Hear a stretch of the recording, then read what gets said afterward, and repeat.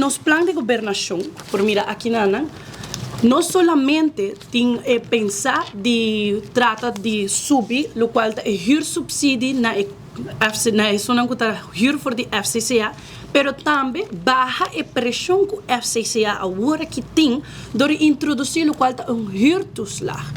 Onde que gente não Bambisa, nós estamos ponendo um cenário, se abota uma pessoa de um salário mínimo e bota huur for de FCCA, o governo te ajudava a subsidiar o huur.